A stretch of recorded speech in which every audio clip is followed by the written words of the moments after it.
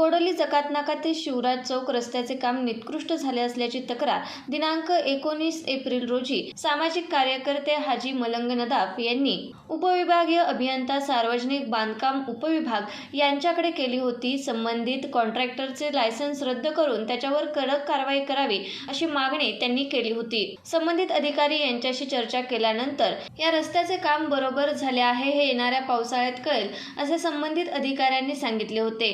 सदर रस्त्याची परिस्थिती पाहिली असता सदरचा रस्ता हा अत्यंत खराब झाला असून रस्त्यावरील डांबर पावसामुळे वाहून गेले आहे। सदर रस्त्याची पाहणी केल्या असता निकृष्ट दर्जाचा रस्ता बनवले असल्याची बाब निदर्शनास आलेली आहे। तरी संबंधित अधिकारी कॉन्ट्रॅक्टर हे दोषी आहेत, त्यांच्यावर 10 दिवसाच्या आत कठोर कारवाई करावी व त्यांना काळ्या यादीत टाकावे अशी मागणी सामाजिक कार्यकर्ते हाजी मलंग नदाफ यांनी केली आहे।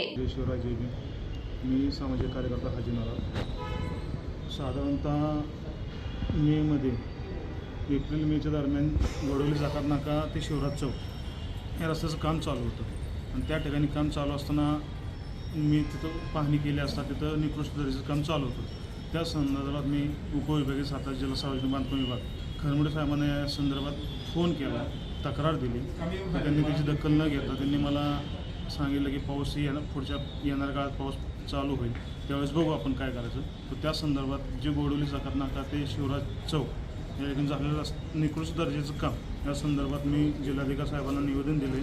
त्यात असा आहे की संबंधित कॉन्ट्रॅक्टर व अधिकारी यांची सखोल चौकशी करून त्यांच्यावर कठोर कारवाई करण्यात यावी। जर असं न झालं तर मी अक्षता मंगल कार्यालयासमोर 16 तारखेला रस्ता रोको आंदोलन करणार आहे।